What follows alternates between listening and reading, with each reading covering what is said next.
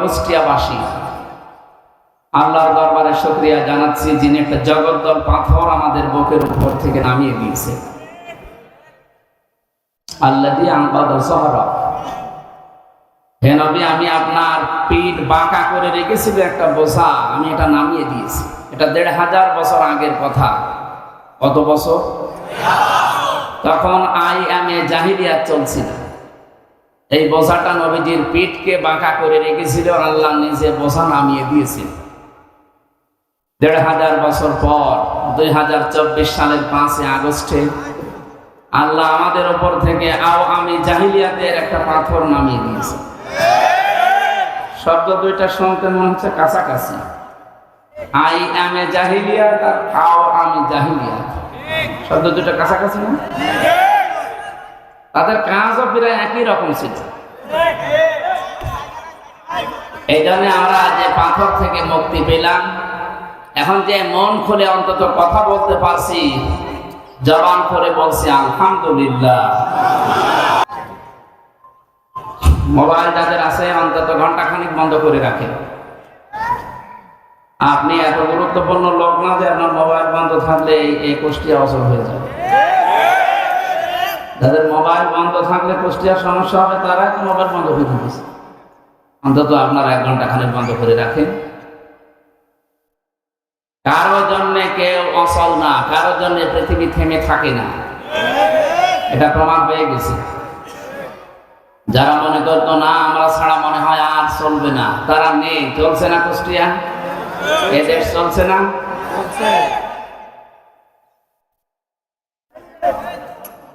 হ্যাঁ, ওটাতে ছেড়ে দিন, ওটা হালকা তার কাটা আছে। যখন একেবারে সবকিছু শেষ হয়ে গেছে, তখন ওনারা এখন নতুন আর একটা বিষয় সামনে নিয়ে এসে ধর্মীয় উন্মাদনা দিয়ে, না উন্মাদনা কোনো জায়গায় নেই, উদ্দীপনা আছে। ধর্মীয় বলেন, জেনারেল বলেন, উন্মাদনা আমাদের কোনো ধর্মে নেই। উন্মাদনা নেই, আছে উদ্দীপনা। কি আছে? উদ্দীপনা। ইসকনের মাধ্যমে যেটা চালাতে চাচ্ছে ধর্মীয় বিষয়ের নাম দিয়ে, এটা উদ্দীপনা নয়, এটা উন্মাদনা। ইসলাম ধর্মে তো উন্মাদনা নেই, হারাম। এটা কিসের উন্মাদনা আপনার? লা ইকরাহা ফিদ্দীন। ইসলামের ভেতরে বাড়াবাড়ি নেই, জবরদস্তিও নেই। যদি জোর করে ইসলাম ধর্ম গ্রহণ করানোর নিয়ম থাকতো, 850 বছরে এই ভারতবর্ষ মুসলমান শাসন করেছিল, একটাও হিন্দু থাকার কথা ছিল না। কথা বলে না কেন? পৃথিবীতে 200 কোটির উপর এখন আমরা মুসলমান, সবচাইতে বড় ধর্ম সহিষ্ণু জাতি আমরা। সুতরাং আন্তর্জাতিক মিডিয়া এখন বাংলাদেশের দিকে তাক করে আছে, কিন্তু আপনি টের পাচ্ছেন না। এই জন্য কারো উস্কানিতে পা দিয়ে উল্টাপাল্টা লিখবেন না, এই উন্মাদনা ছড়াবেন না। আল্লাহ বলেন, এদের ষড়যন্ত্র থেমেছিল না। 14টা ষড়যন্ত্র ওই জামানায় করেছিল, আর এই 2024-এর আগে 15টা ষড়যন্ত্র চলছে। আমরা কোরআনের আয়াতের সাথে মিলাবো ইনশাআল্লাহ। যদি মিলে যায় ওইগুলো মাইনাস করবো। এই কথা বলেন না কেন? আমাদের গাইডলাইন কি বলেন তো? আরো জোরে বলেন। নাকি বাবার জীবনী? অনেকে তো বাবার জীবনী গাইডলাইন বানিয়ে দিয়েছে। পৃথিবীর কোন মানুষের জীবনী পড়ে মানুষ পরিবর্তন হতে পারে না, এই সিস্টেম পৃথিবীতে নেই। আপনি পরিবর্তন হতে পারেন যেটা পড়লে, তার নাম কি? এই কোরআন শরীফ। আপনি এটা পড়েন, মাস্ট বি আপনি পরিবর্তন হবেন, বাধ্য হবেন। টনি বেলার নাম শোনেননি? কোথায় বাড়ি? কোথায়? আমেরিকা। কোথায় বাড়ি? টনি বেলারের শালিকা, ছোট শালিকা লরেন বুথ, এ মহিলা অনার্স মাস্টার্স করা, পিএইচডি হোল্ডার।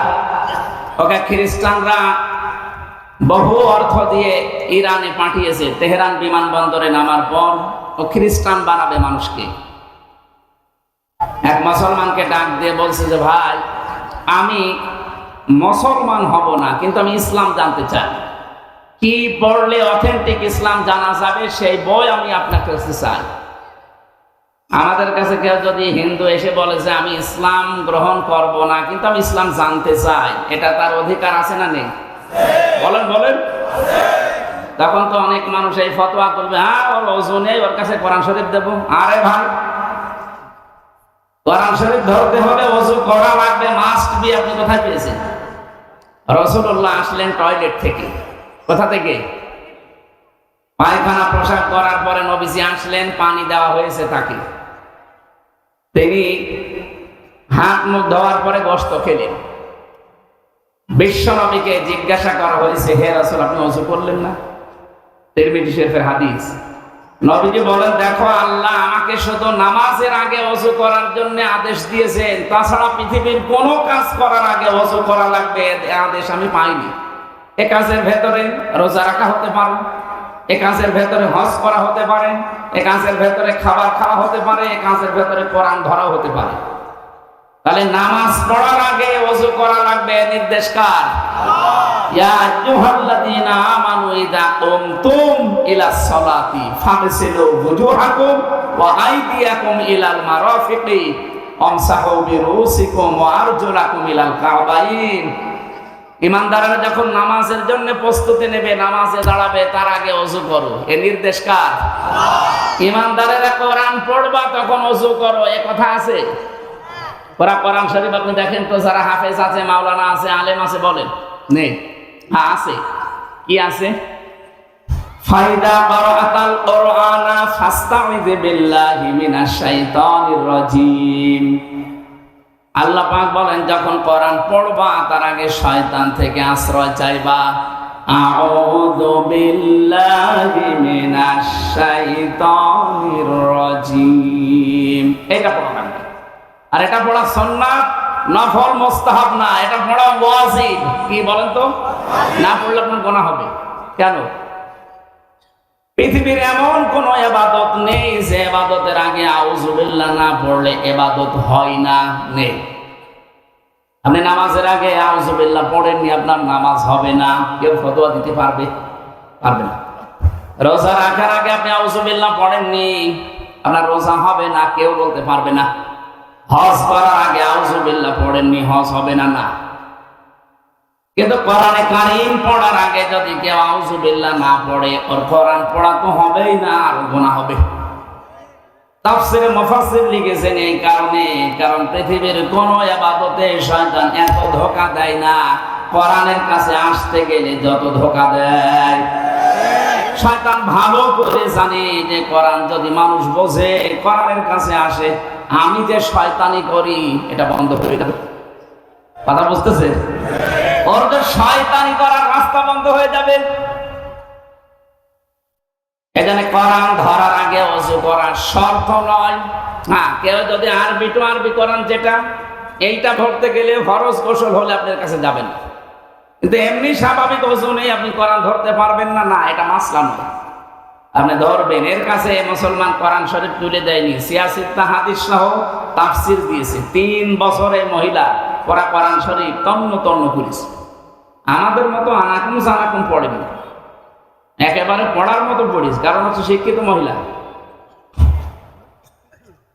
3 বছর পরে মুসলমান হয়ে গেছে। সাংবাদিকরা জিজ্ঞাসা করছে, আপনি কি করলেন? পৃথিবীতে সবচাইতে বেশি মানুষ বাস করে খ্রিস্টান ধর্মে, এরপরে মুসলমান।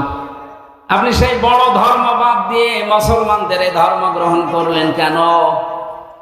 লরেন বুক বলেছে, দেখো আমি চ্যালেঞ্জ করেছিলাম মুসলমানদের কোরআনে নাকি ভুল নেই, এই জন্য আমি নিজে একেবারে জানার মতো পড়েছি 3 বছর। 3টা বছরে আমি প্রায় 53 জায়গায় লাল দাগ দিয়েছিলাম। মনে করলাম ভুল ধরা পড়েছে, কিন্তু আল্লাহর ইশারা যেখানে ভুল ধরে দেখি তারপরের আয়াতে ওর স্বভাব আল্লাহ আগে দিয়ে দিয়েছে। শেষে আমার জীবনের ভুল ধরা পড়ে গেছে। আমি আর নিজের বাপ দাদার ধর্মে থাকলাম না, আমি নতুন ধর্ম ইসলামে আসলাম। আমি তামাম দুনিয়ায় ঘোষণা দিয়ে দিলাম, পৃথিবীর 4,500 ধর্ম আছে, এর ভেতরে অথেন্টিক ধর্মীয় গ্রন্থ এই কোরআনে কারীম। কয়েকদিন আগে আমি যশোরের একজন হিন্দু শিক্ষক, অধ্যাপক, বিসিএস ক্যাডার, ওনারে বলেছিলাম, স্যার আপনাকে আমি জোর করি না, কোরআন শরীফ শুধু খালি পড়েন, ইসলাম মানা লাগবে না আপনার। আপনি ধর্মীয় নিজের ধর্ম বাদ দিয়ে ইসলাম গ্রহণ করবেন, এটাও দরকার নেই। শুধু 3টা মাস সময় দিলাম, আমাদের এই ধর্মীয় গ্রন্থ কোরআনটা বুঝে পড়েন। 3 মাস পড়ার পরে দেখি লোকটা মুসলমান হয়ে গেছে। এই জন্য আমাদের উচিত হচ্ছে কোরআনের কাছে আসা। আজকের এই তাফসীর মাহফিল এই জন্যই আয়োজন করেছে এবং এই মাদ্রাসাটার প্রতিষ্ঠা এই কারণেই। কোরআনে কারীম যত ছড়িয়ে যাবে, যত প্রচার হবে এ দেশ থেকে, তত শিরিক বেদাত আর উল্টাপাল্টা কাজ দূর হবে ইনশাআল্লাহ। আমাদের জন্য একটু আফসোস, বিশেষ করে আমার জন্য, সারা দেশে যাওয়া লাগে তো। সারা বাংলাদেশে একটা জায়গা কুষ্টিয়া জেলা যেখানে পুলিশ পাহারা দিয়ে গাঁজা খাওয়ায়। কি একটা জেলা গো। আর একটা জায়গা আছে বগুড়ার মহেস্থানগড়, ওখানে গাঁজা খেলেও চুরি করে খায়, আর আমাদের এখানে পুলিশ বলে খা।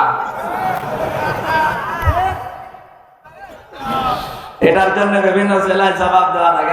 কুষ্টিয়া থেকে রংপুরে এসেছো ওয়াজ করার জন্য, আর তোমার জেলায় কি বলবো? সারা দেশ করি আপনি যে কয়মন গাঁজা না পাবেন তার চাইতে বেশি পাওয়া যায় আল্লাহর ওলির এই মাজারে। না, এটা ঠিক না। আমার মনে হয় যে মাজার ভাঙা চলছিল, এটা যে কেন ভাঙলো না, এই শিরিকের আঁকড়াটা ওই সময় তুলে দেওয়া দরকার ছিল। এটা নিয়ে অনেকেই ব্যবসা করে খাচ্ছে, আমি জানি। এই কথা বললে তাদের গায়ে লাগবে। এই কথা বলে না কেন? আমি আর বলতে চাই না, বিবেক যদি থাকে কাজে লাগাবে। কি বলছিলাম বলেন তো? কোরআনে কারীম শোনার জন্য আমরা যারা এসেছি, এখান থেকে আল্লাহ রাব্বুল আলামিন এই যে মাকারু শব্দের ব্যাখ্যাটা করার জন্য আমি এই পর্যন্ত আসলাম। একটু ভালো করে মিলাবে। সূরা নমল 19 নম্বর পারা 20 নম্বর পৃষ্ঠার 5 নম্বর লাইনের 50 নম্বর আয়াত। এটা তাফসীরে হাক্কানিতে পাবেন। আল্লাহ পাক বলেন, অমাকারু মাকারাও অমাকারনা মাকারাও ওয়া হুম লা ইয়াশউরুন। হে নবী, ওই মানুষগুলো কিন্তু মকর করেছিল, ষড়যন্ত্র করেছিল, আর আমি আল্লাহ ষড়যন্ত্র না, আমি আল্লাহ কৌশল করেছিলাম।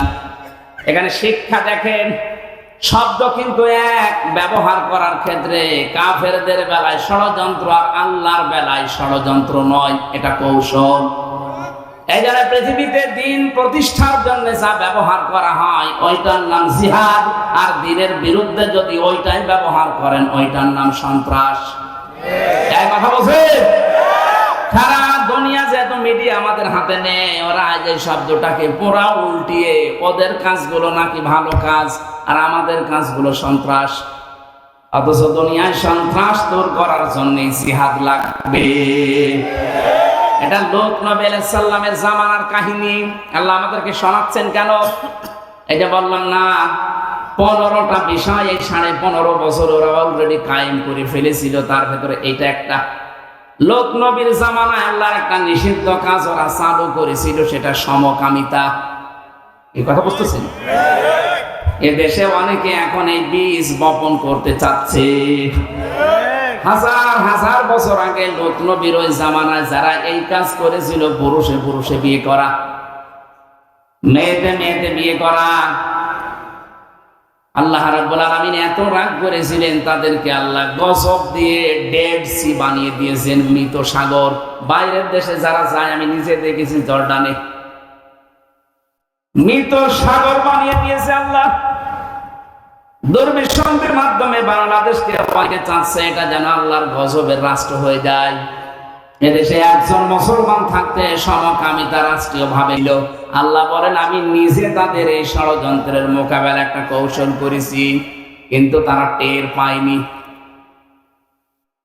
ফানজুর কাইফা কানা আকিবাতু মাকরিহিম। হে নবী, একটু নজর করে দেখেন না কেন?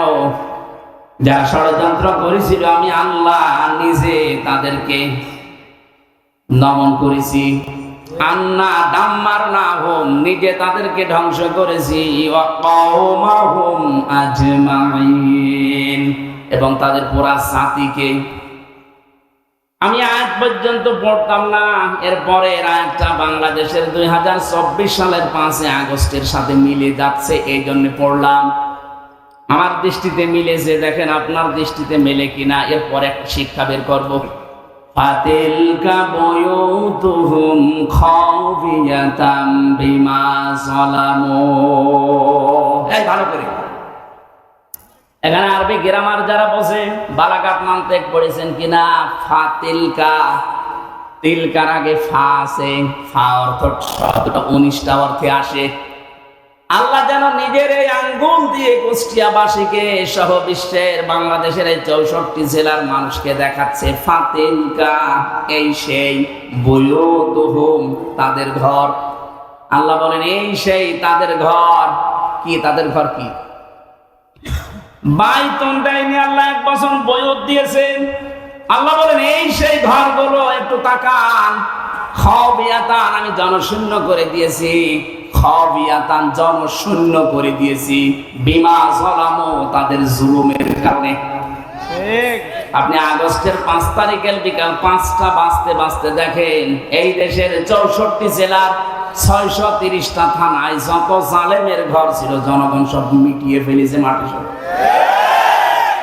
আপনি কুষ্টিয়ার দিকে তাকান, এক কথা বলছেন, নাম ধরা লাগবে, আপনি টের পাচ্ছেন না? এত দাপট ছিল যাদের 2 ভাই, তাদের 2 ভাই মারিয়ে দেশের মানুষ আগে ভেঙেছে। খাবিয়াতান একেবারে মিলে গেছে, খাপের খাপ মুমতাজের বাপ।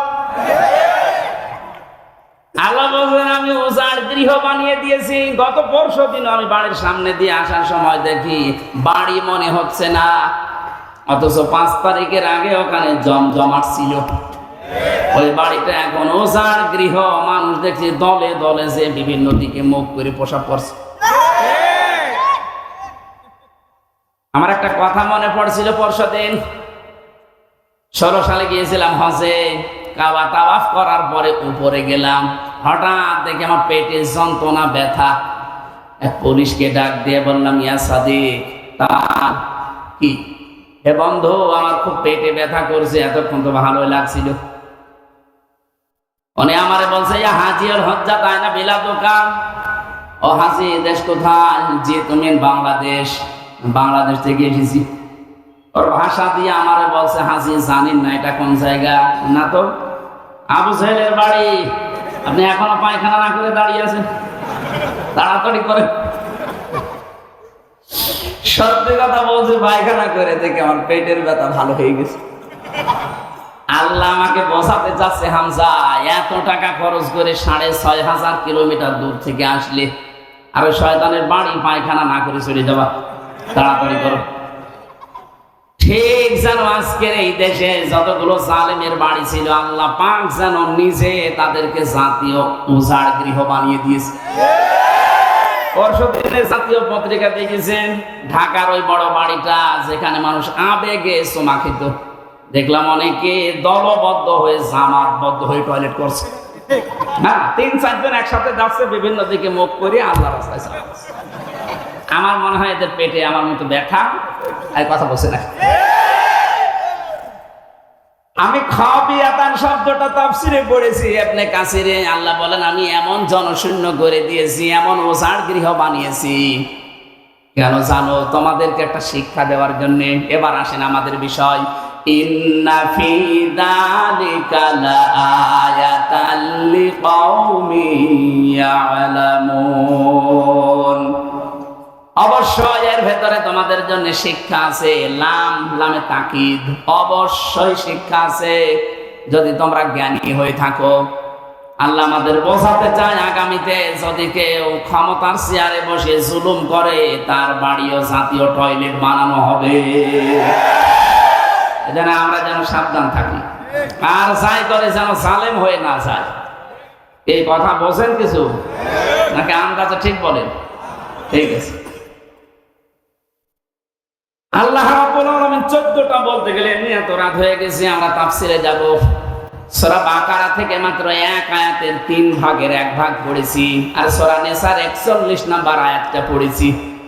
আল্লাহ রাব্বুল আলামিন এত তথ্য আয়াতের ভেতরে লুকিয়ে রেখেছে, আপনি যত টান দেবেন গবেষণা আকারে তত তথ্য ওখান থেকে পেয়ে যাবেন। আমরা আসেন তো 2 আয়াতের একটা আয়াত শুরু করছি, সূরা বাকারা 208 নম্বর আয়াতের প্রথম অংশ। আমার আজকের আলোচনার বিষয় প্রবেশ করো। কি বললাম? প্রবেশ করো। বলেন বলেন। কোরআনে কারীম জানাচ্ছে, ইয়া আইয়ুহাল্লাযীনা আমানু, ওহে যারা ঈমানের দাবি করো, উদখুলু ফিস সিলমি কাফা, তোমরা ইসলামে পরিপূর্ণভাবে প্রবেশ করো। এদিকে তাকান, এখানে সিন শব্দের উপরে যদি কেউ জবর দিয়ে পড়ে তাহলে সালমন বাংলা অর্থ দাঁড়ায় শান্তি, আর সিনের নিচে জের দিয়ে পড়লে বাংলা অর্থ দাঁড়ায় সিলমন মানে ইসলাম। আল্লাহ পাক এখানে শান্তির ভেতরে প্রবেশ করো বলেন নাই, বলেছে ইসলামে প্রবেশ করো। কোথায়? এখন ইসলামে প্রবেশ করবেন আপনি আংশিক না পূর্ণাঙ্গ? বলেন বলেন, পূর্ণাঙ্গটা এখানে কোথায় পেলেন? এই যে পরিপূর্ণ পূর্ণাঙ্গ কোথায় আছে এখানে? আল্লাহ রাব্বুল আলামিন আয়াত, ছোট আয়াত কিন্তু এত সূক্ষ্ম সূক্ষ্ম শব্দ দিয়েছেন।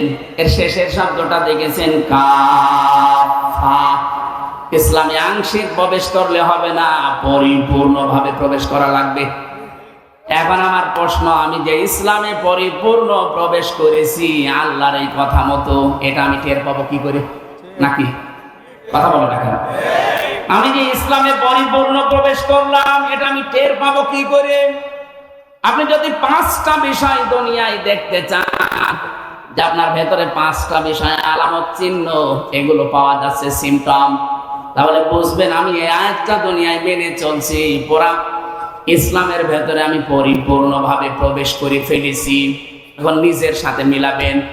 1 নম্বরে আমি ইসলামে প্রবেশ করার প্রথম আলামত সিমটম হচ্ছে আত্মসমর্পণকারী হওয়া লাগবে। কি হওয়া লাগবে? খুব সূক্ষ্ম শব্দ এখানে আছে কিন্তু ভালো করে শুনবেন।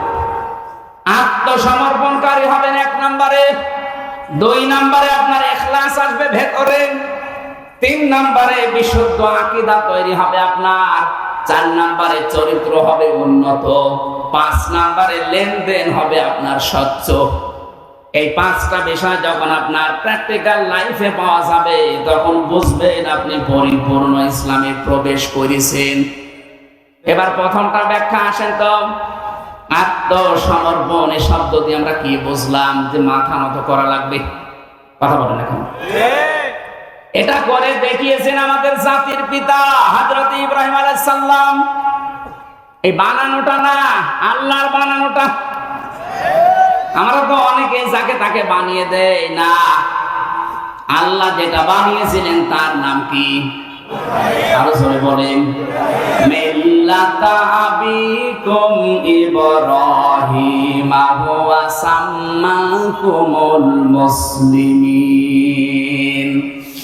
তাম দুনিয়ার ময়দানে আয়াতটা আছে, 257টা রাষ্ট্রে আয়াতটা চলছে।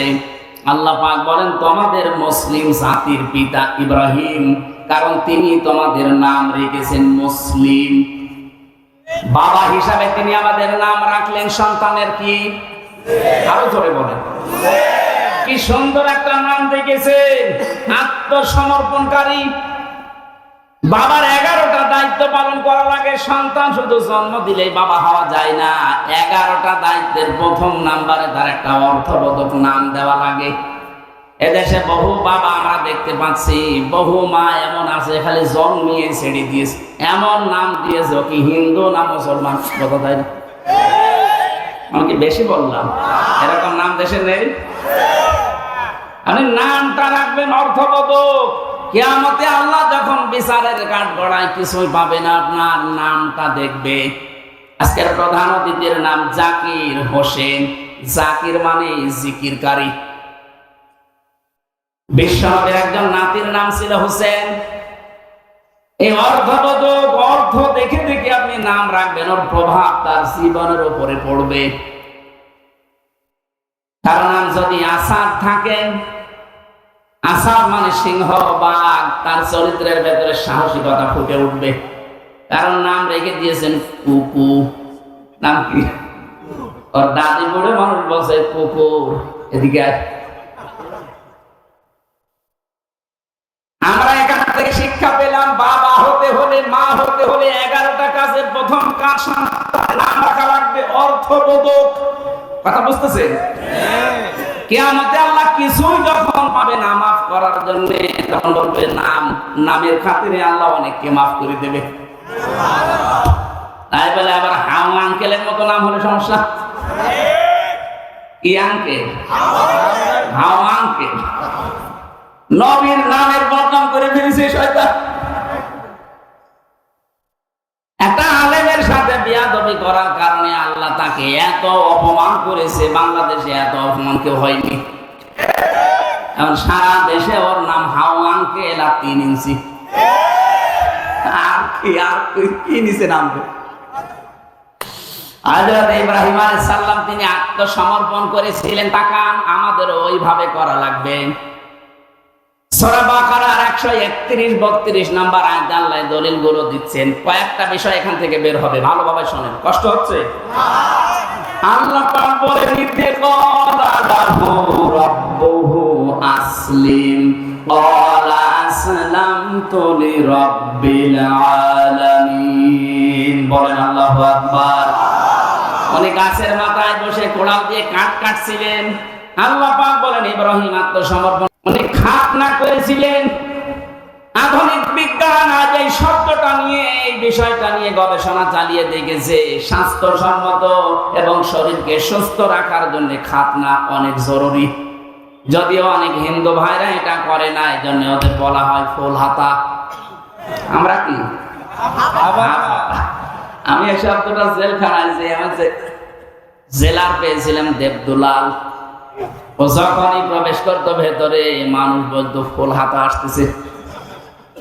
ফুল হাতা কি গো? পরে শুনলাম মুসলমানই দেয়নি, এই জন্য ফুল হাতা। আর আমরা যারা দিয়েছি আমরা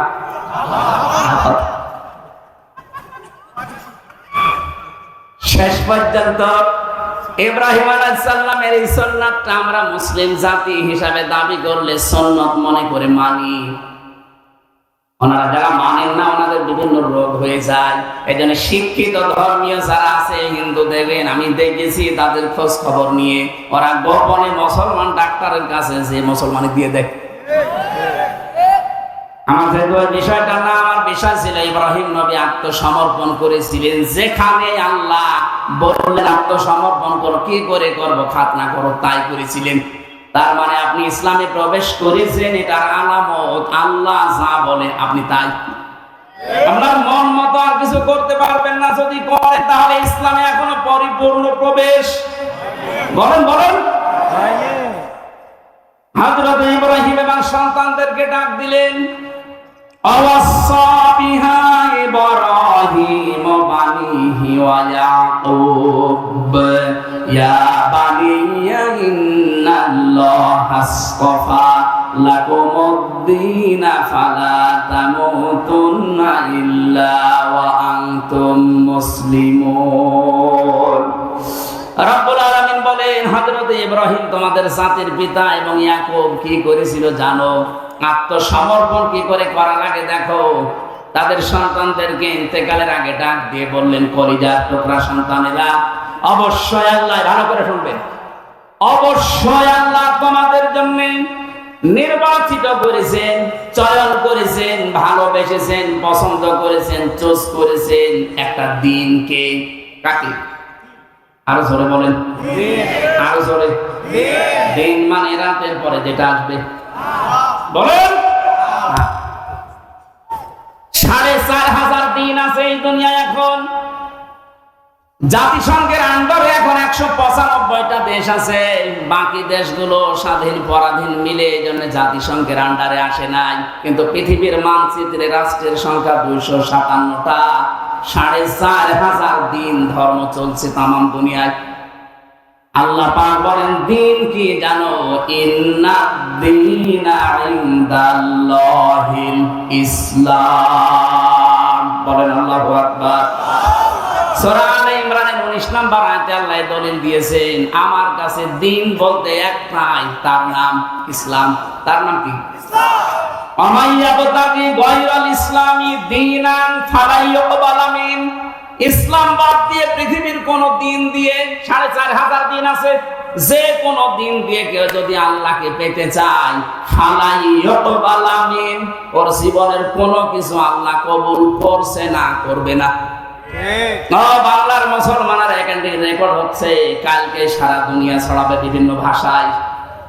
আমার সামনে এখন মাত্র 20,000 মানুষ না, আমার সামনে এখন 800 কোটির উপরে মানুষ। সবাইকে উদ্দেশ্য করে বলছি, যে ভাষায় শোনেন শোনেন। 4,500 ধর্মের কোন ধর্ম দিয়ে তার মালিক পর্যন্ত যাওয়া যাবে না। যদি স্রষ্টা পর্যন্ত যেতে হয় ইসলাম নামক দিন লাগবে। আমাদের সৌভাগ্য এই আমরা কিচ্ছু না পাই, অন্তত দিন হিসাবে ইসলাম পেয়েছি। বলেন, একেবারে শুরু থেকে শেষ পর্যন্ত দিন মানা লাগবে ইসলামকে। এবার আসেন তো, একটা পরিবার থেকে শুরু হয়। একটা মানুষ বিয়ে শাদী দিয়েই তো পরিবার গঠন করে। ভালো করে সূক্ষ্মভাবে বুঝবেন, পরিবার থেকে যখন দিন শুরু হচ্ছে, দিন মানে আরো জোরে বলেন পরিবারে ইসলাম নেই। আরো জোরে বলেন পরিবারে ইসলাম কি? এই যে যারা বিবাহ শাদী করতে চান, পরিবারে ইসলাম হচ্ছে বরযাত্রী খাওয়া জায়েজ নেই, ওলিমা করা লাগবে। আপনি তো দিন নেওয়া লাগবে মুহাম্মদ রাসূলুল্লাহর কাছ থেকে। তিনি জীবনে যতগুলো বিয়ে করেছেন, কোনদিন বরযাত্রী নিয়ে 200-300 জন গেছে মেয়ের বাড়িতে? কথা বলে না কেন?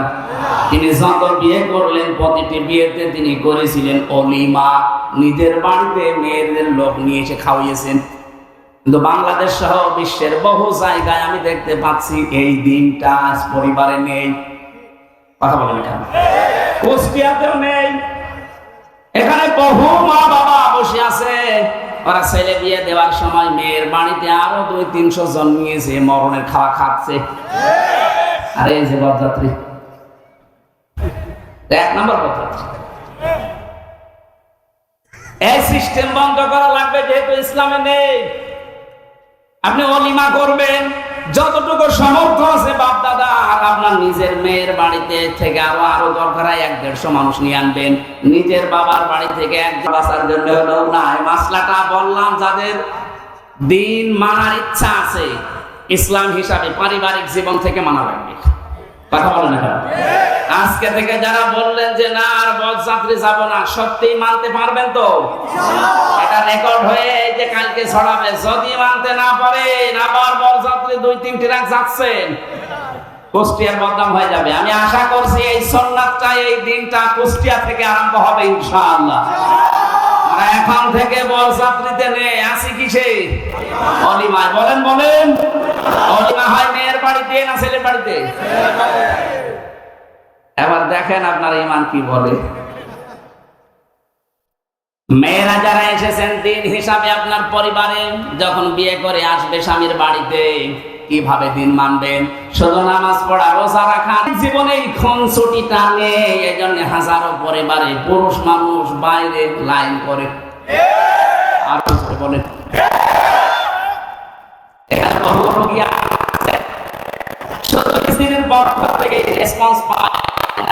ভালোবাসা পাচ্ছে না, এজন্য পরকীয়া প্রেম চালিয়ে যাচ্ছে। জোরে বলেন সুবহানাল্লাহ।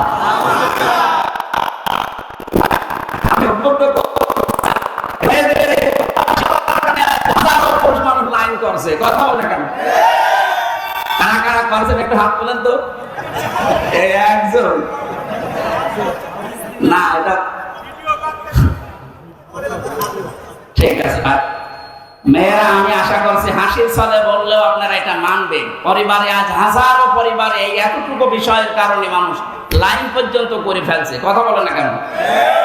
2 নম্বরে ওইদা বাবা আনহা হাফিজাতুহু, স্বামী যখন বাইরে যাবে মাস্ট বি আপনার শরীরকে, ইজ্জতকে, সম্ভ্রমকে, স্বামীর সন্তান আর স্বামীর সম্পদ হেফাজত করে রাখবেন। কিন্তু 100 জনের 80টা মহিলা যেটা পারছে না, ফেল হয়ে যাচ্ছে। স্বামী শুধু বাইরে যেতে দেরি, উনি মানুষের দিন পেয়েছে। কথা বলে না কেন? কত জায়গায় লাইন করছে, কত জায়গায় কথা বলছে। আরে মেয়েরা মোবাইলে কথা বলবে কোন আওয়াজে, সে আওয়াজ পর্যন্ত আল্লাহ দিয়েছে কোরআনে। সূরা আহজাব 32 নম্বর আয়াত, 22 নম্বর পারা 1 নম্বর পৃষ্ঠা 3 নম্বর লাইনে আছে। এটা তাফসীরে খাজিনে পাবেন। আল্লাহ পাক বলেন, ইয়া নিসান নাবিয়্যি লাস্তুন্না কাআহাদিম মিনান নিসা ইন ইত্তাকাইতুন্না ফালা তাখদা'না বিল কওলি ফায়াতমা'আল الذي في قلبه مرض وقلنا قولا معروفا বলেন আল্লাহু আকবার। আল্লাহ পাক বলেন, হে নবীর স্ত্রীরা, যদি বাইরে কারোর সাথে কথা বলো হিজাবের বাইরে থেকে, পর্দার আড়াল থেকে, এখন আর হিজাব পর্দা না, এখন হবে মোবাইল, ফোন, ফ্যাক্স। কথা বুঝতেছে? যদি কেউ মোবাইলে কথা বলো, যদি দেখো যে 14 জন পুরুষ মানুষ বাদ দিয়ে অন্য কেউ, 14 জন পুরুষের ভেতরে তোমার বাবা, তোমার ভাই, তোমার বোনের ছেলে, ভাইয়ের ছেলে, এরকম 14 জন পুরুষ মানুষ বাদ দিয়ে যদি কেউ কল দেয়, কথা বলবা সঠিক কথা, মিথ্যা কথা বলা যাবে না। কিন্তু মোবাইল টাচ হয়ে গেছে মিথ্যা বলার জোন। থাকে কুষ্টিয়ার মজমপুরে বলছে আমি ঢাকায় আছি, কথা বলে না কেন? এখানে মোবাইলেও যদি কথা বলে কেউ, কথা বলবা সঠিক, মিথ্যা বলবো না। কিন্তু ভাষা হবে রুক্ষ সূক্ষ্ম, রাগের আগে। যে কল দিয়েছে ওর মনের ভেতরে যদি দুর্বিসন্ধি থাকে, কোন রোগ থাকে, ও রোগ ভালো হয়ে যাবে। কি সূক্ষ্ম বিষয় দিয়েছেন আল্লাহ। মোবাইলে কথা বললে কথা কোন আওয়াজে হবে। এটা যদি কাবা শরীফের ইমামও কল দেয়, তাও আপনার ভাষা রুক্ষ সূক্ষ্ম হবে। কথা বলেন না কেন? আর আপনাকে আপনার দেবরে কল দিয়েছে, মনে হচ্ছে কি পেয়েছেন আপনি। জাহান্নামে বেশি মানুষ যাবে দুইটা কারণে। এক নম্বরে যে মানুষগুলো নিজের আশপাশের যারা ভাবি আছে, ভাবি, এদের সাথে যারা উল্টাপাল্টা লাইন করে, চরিত্র ধ্বংস করে, এরা বিনা হিসাবে জাহান্নামে যাবে। আর বাংলাদেশে এখন এই রোগ দিন দিন বাড়তেছে। হরিপুরে নেই, আছে আছে মানে আপনি এখনো খোঁজ খবর নেন, চলছে কাজ। আশা করছে আপনি আওয়াজ কানে গেলে এখনই ফিরে আসেন। ভাই বাড়িতে নেই, উনি বিদেশে আছে, আর আল্লাহর রাস্তায় লাইন চালাচ্ছে। এই নাম্বারে মেয়েরা অতরিনু আলা দীনি, অতরিনু আলা দীনি যাওজাতিহা। তোমার স্বামী যদি মানবতার কোনো কাজে থাকে, মানবতার সেবায় থাকে, দিন প্রচারে থাকে, দিন প্রসারে থাকে, স্বামীকে সাহায্য করবা, স্বামীকে ছাড় দেবা, উদ্বুদ্ধ করবা। আমি জাকির সাহেবের কথা বলছি, যেহেতু সমাজসেবক, উনি বাইরে মানবতার সেবায় কাজ করছে, বাইরে মানবতার জন্য কাজ করছে, ইসলামের কাজ করে। ওনার স্ত্রী যদি নেককার হতে চায়, দিন মানতে চায়, ইসলামে প্রবেশ করতে চায়, স্বামীকে ছাড় দেওয়া লাগবে, সময় দেওয়া লাগবে, উদ্বুদ্ধ করা লাগবে। এটা নেককার মহিলার গুণ। আর যদি সবসময় জ্ঞান করে কি করো তুমি, আপনি নামাজ পড়ে রোজা রেখে কালো বোরকা পরে জাহান্নামে যাবেন। কারণ এটা 3 নাম্বার পয়েন্ট, তুইনু আলা দীনি যাওজাতিহা। স্বামী যদি দিনের কাজ করে, মানবতার কাজ করে, সেবা করে, তাকে ছাড় দেবা, উদ্বুদ্ধ করবা, সময় দিবা, তাহলে ঘরে বসে বসে ওই কাজের সওয়াব তুমি পেতে থাকবা। সুবহানাল্লাহ। কোন মানুষ যদি সুস্থ অবস্থায় ইবাদত কন্টিনিউ করে, প্রতিদিন মনে করেন আপনি সুস্থ অবস্থায় আয়াতুল কুরসিটা পড়েন, এমন অসুস্থ হয়ে গেছেন আর পড়তে পারছেন না, যখন অসুস্থ যদি 10 বছরও থাকেন, 10 বছর আয়াতুল কুরসি পড়ার সওয়াব পেতেই থাকবেন। এটা সুস্থ যতদিন আছেন ইবাদত বন্দেগীতে থাকবেন। অসুস্থ হয়ে গেলে যেন ওটা জারি থাকে, বন্ধ হয়ে না যায়। জোরে বলেন সুবহানাল্লাহ। 4 নম্বরে, স্বামী যেটা আদেশ করে ওটা যদি জায়েজ হয়, স্বামী যেটা আদেশ করে ওটা যদি জায়েজ হয়, তোমার জীবন থাকতে ওইটা মানা লাগবে।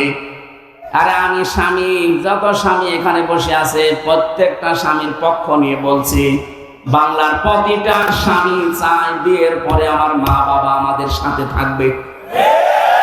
কিন্তু 100 জনের 98টা বউ এটা চায় না। কথা বলেন। গত কয়েকদিন আগে আমি নীলফামারীর কিশোরগঞ্জ থানায় গিয়ে ওরা আমার নিয়ে গেল বৃদ্ধাশ্রমে। দেখে এইদিকে 30 জন, এইদিকে 30 জন বসে আছে মা আর বাবা। ওদের চোখের দিকে তাকিয়ে বুঝলাম প্রত্যেকটা মা বাবা সন্তানের জন্য বদদুয়া করছে। তাদের তো আমাদের মতো ছেলে আছে, মেয়ে আছে। এই ছেলেটা, এই মেয়েটা আজ বাধ্য হচ্ছে মা বাবাকে বৃদ্ধাশ্রমে রেখে যেতে, বাইরে আলাদা করে দিতে, ভেন করে দিতে বাধ্য হয়। ওর বর কারণে আর ওর বউকে এবারে বারবার ফসলায় ওর বর মা আর ওর বড় বোন। এরকম শাশুড়ি আর ওই যে শেষ কার আছে হাত তোলেন তো।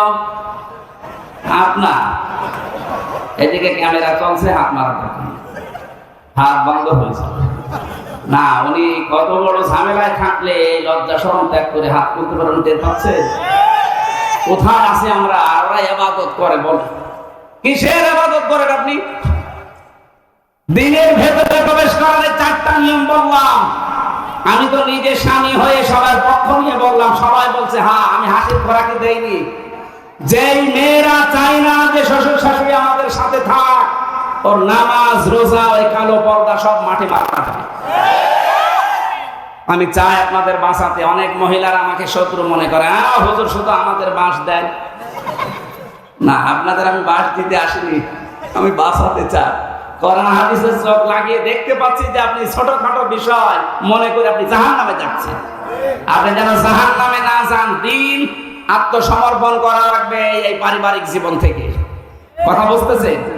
2 নম্বরে আমাদের ইখলাস থাকা লাগবে প্রত্যেকটা কাজে। যা করব কার জন্য? আরো যারা বলেন, আমি যদি শাহিন সাহেবকে ভালোবাসি লোক দেখানোর জন্য না, আল্লাহর জন্য বাসা লাগবে। যদি ঘৃণাও করি তাও আল্লাহর জন্য করা লাগবে। এইটা যদি বাংলাদেশে চালু হয়ে যেত, ইসলাম অনেক এগিয়ে যেত। আপনি কথার অর্থ বোঝেন? মান হাব্বা লিল্লাহ ওয়া আবগাদা লিল্লাহ ওয়া আতাআ লিল্লাহ ওয়া মানাআ লিল্লাহ ফাকাদ ইসতাকমালাল ঈমান। নবীজি বলেন, কাউকে ভালোবাসলে আল্লাহর জন্য বাসবা, কাউকে ঘৃণা করলে আল্লাহর জন্য করবা, কাউকে কিছু দান করলে আল্লাহর জন্য করবা, কাউকে দান করা থেকে বিরত থাকলে